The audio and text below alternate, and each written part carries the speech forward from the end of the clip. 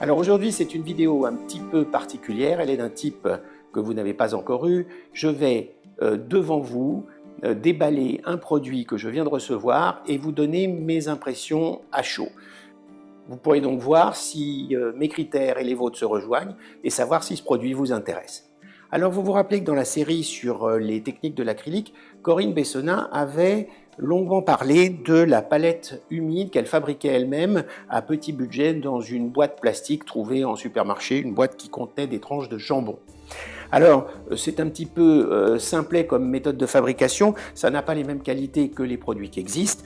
J'ai cherché d'ailleurs ce qui existait et j'ai trouvé dans le catalogue Géant des Beaux-Arts, j'ai trouvé à la page 613, alors évidemment ça changera à l'édition suivante et aux éditions suivantes. À l'index, vous pouvez chercher palette Stay Wet, Stay Wet en anglais, reste humide.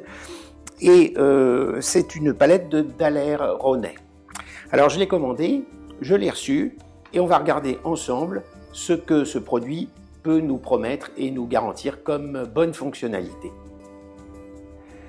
Alors voilà ce que j'ai reçu, une palette Stay Wet Daler Rowney dans une boîte en carton imprimée recto verso et sur les côtés. C'est une boîte qui est dans un carton imprimé une face sans protection particulière à l'intérieur. Et le mode d'emploi est imprimé au verso en 3 langues, anglais, français et allemand. Le carton est un carton simple de qualité courante, non blanchi à l'intérieur. Alors ce sont des petits détails qui révèlent le choix du fabricant. Ce n'est pas du tout un produit qu'on va recevoir emballé comme un iPhone de chez Apple, loin de là. Ceci dit, ce qui compte c'est quand même ce qu'il y a à l'intérieur. Et si l'intérieur tient ses promesses, ma foi, c'est l'essentiel. Le système de fermeture est un système de pâte américaine, c'est une boîte qui n'est pas une boîte automatique. Alors je vais regarder évidemment le mode d'emploi.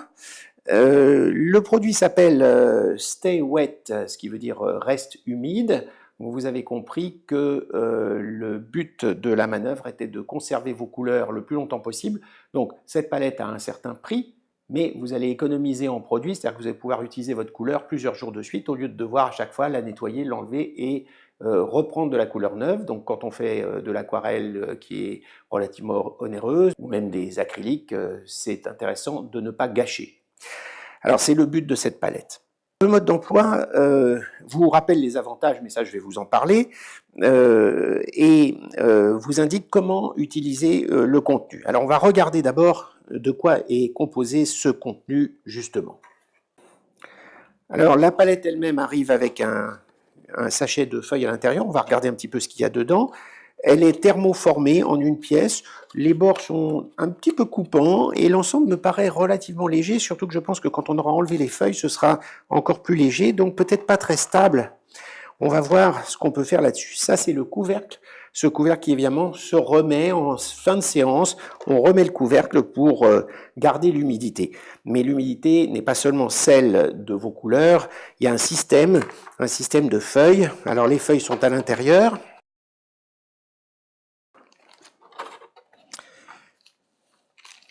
J'en profite pour vous montrer qu'il y a ici un petit réservoir plus large que haut qui est destiné à faire tremper vos pinceaux.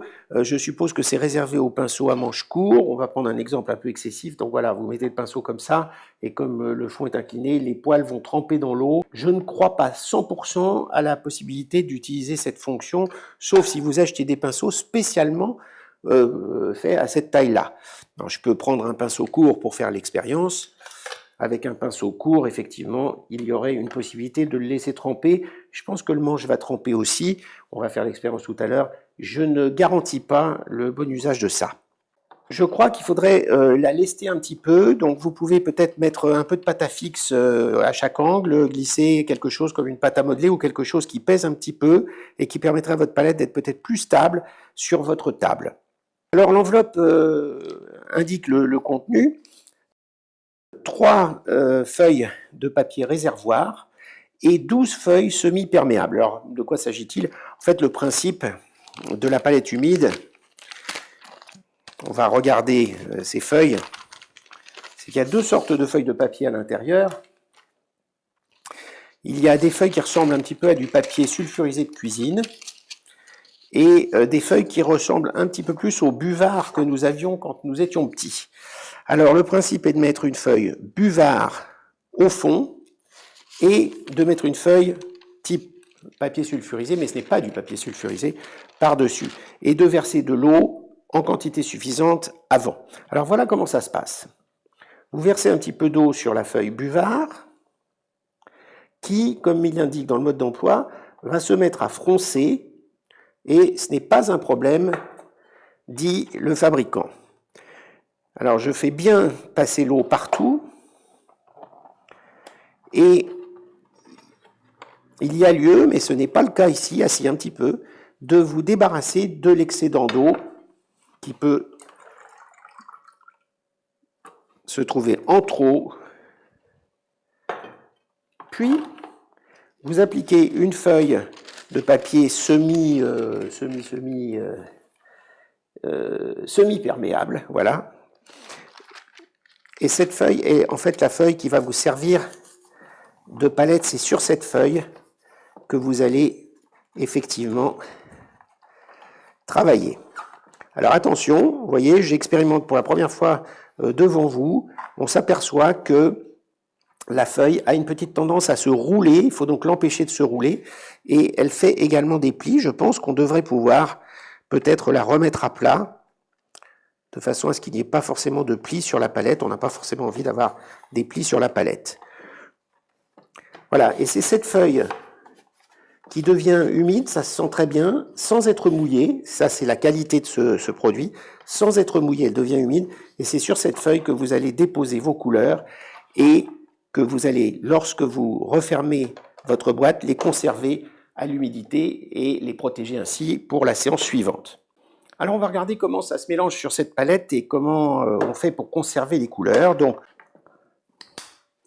je prends un exemple à l'acrylique, puisqu'on sait que les acryliques sèchent très vite. Alors, comment ça se passe au niveau des mélanges? Alors, on peut juger de la transparence des couleurs dessus, ce qui est intéressant. Alors, les plis aussi, les plis qu'il y a sur le papier, moi je trouve pas ça très très agréable, mais c'est pas très gênant non plus.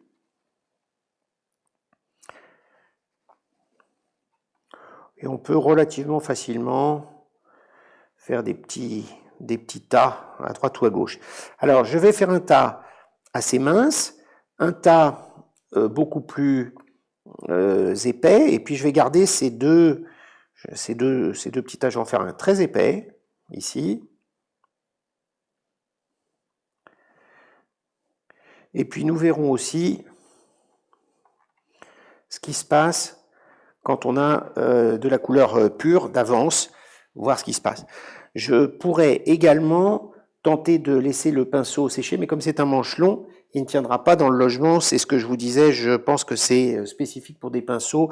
D'ailleurs, ils sont recommandés au dos de la boîte.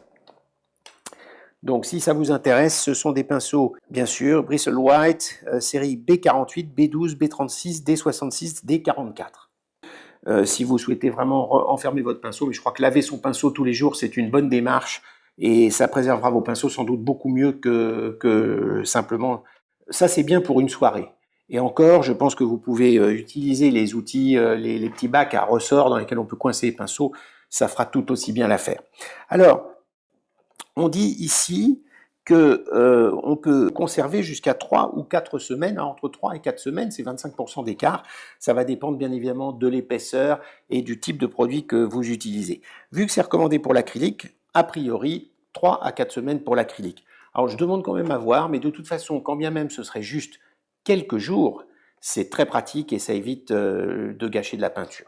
Lorsque vous avez fini, vous refermez le couvercle. Ça, c'est quand vous faites une séance par jour ou 2 dans la journée.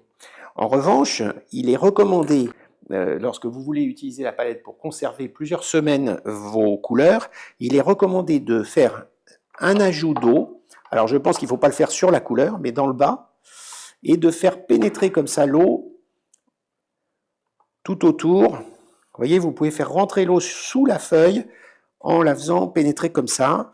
Et là, évidemment, il faut éviter ce que je viens de faire, c'est-à-dire éviter de passer sur la couleur, auquel cas, elle se conserverait moins bien. Je pense qu'en laissant un petit surplus d'eau comme ça, Et en refermant, on devrait retrouver ces couleurs. Alors la fermeture est assez étanche, c'est un petit peu comme un bac alimentaire. Vous savez que quand il y a de la sauce, on peut retourner, ça ne s'écoule pas.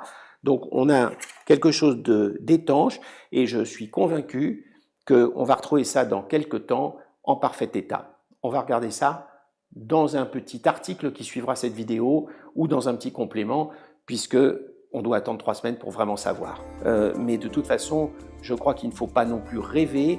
L'intérêt de cette palette, c'est de conserver vos couleurs d'une séance à l'autre. Ça n'a pas beaucoup d'intérêt de la conserver pendant plusieurs semaines, parce que ce qui est important, c'est de conserver l'esprit dans lequel vous êtes quand vous travaillez avant les couleurs. À bientôt.